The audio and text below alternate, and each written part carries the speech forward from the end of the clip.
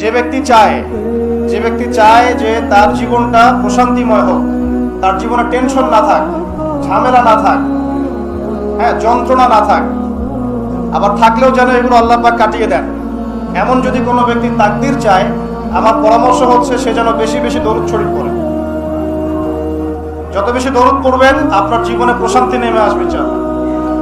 একবার দরুদ পড়লে 10টা গুনাহ মাফ হয়ে যাবে, 10টা নেকি হবে, আল্লাহ পাক 10 বার রহম করবেন, আপনার মর্যাদা আল্লাহ 10 গুণ বাড়িয়ে দিবেন ইনশাআল্লাহ। আস্তাগফিরুল্লাহ, আস্তাগফিরুল্লাহ, আস্তাগফিরুল্লাহ। হাঁটছি, চলছি, ড্রাইভিং করছি, বাস স্টেশনে অপেক্ষা করছি, ফিলিং স্টেশনে ফুয়েল নিচ্ছি, পড়বো আস্তাগফিরুল্লাহ।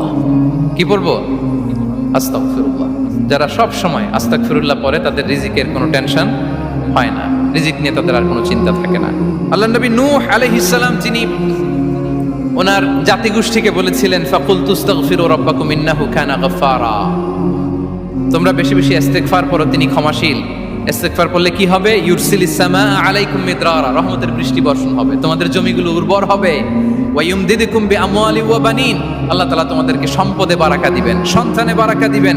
ওয়া ইয়াজআল লাকুম জান্নাতিন ওয়া ইয়াজআল লাকুম আনহারা, তোমাদের ফসল ক্ষেতগুলো সবুজ শ্যামল হয়ে ভরপুর হবে, তোমাদের রিজিকে বারাকা নেমে আসবে। তাহলে আমরা যেন বেশি বেশি ইস্তেগফার করি। বিষ্ণু ইসা ইসলাম বলেছেন, মান লাযামাল ইস্তিগফার জাআলাল্লাহু লাকুম মিন কুল্লি দীকিন মাখরাজা ওয়া মিন কুল্লি হাম্মিন ফারাজা ওয়া ইয়ারযুকহু মিন হাইসু লা ইয়াহতাসিব। যে সব সময় ইস্তেগফার করে তার কোনো টেনশন থাকে না, তার জীবনে দুশ্চিন্তা আসে না, আর এমন জায়গা থেকে আল্লাহ রিজিকের বন্দোবস্ত করে যেটা সে কল্পনাও করে না। সুবহানাল্লাহ। আমরা যেন বেশি বেশি ইস্তেগফার করি। আস্তাগফিরুল্লাহ, এটা হচ্ছে ভেরি শর্ট ফর্ম অফ ইস্তেগফার। অথবা পড়তে পারেন আস্তাগফিরুল্লাহ আল্লাযী লা ইলাহা ইল্লা হুয়াল হাইয়ুল কাইয়্যুম ওয়া আতুবু ইলাইহি। সাইয়্যিদুল ইস্তেগফার মুখস্থ আছে না আমাদের? এটা যেন বেশি বেশি পড়ি।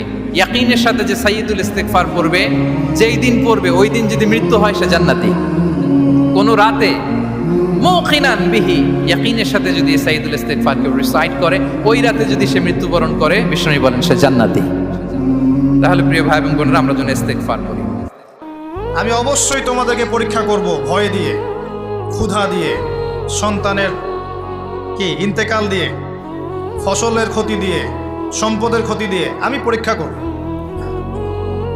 কিন্তু যারা সবর করবে এবং যারা এই কনসেপ্ট রাখবে, ইন্না লিল্লাহি ওয়া ইন্না ইলাইহি রাজিউন, এদেরকে আল্লাহ পাক প্রশংসা করেছেন, ইনশাআল্লাহ এরা সফল হবে। আল্লাহ পাক তাকদীর লিখে ফেলেছেন, তাকদীর নিয়ে টেনশন করবেন না, রিজিক নিয়ে টেনশন করবেন না। সব সময় আল্লাহর কাছে এই দোয়াটা যেন আমরা করি, আল্লাহ কিয়ামতের দিন তুমি আমার হিসাব নিও না, আল্লাহ তুমি আমার বিচার বসিও।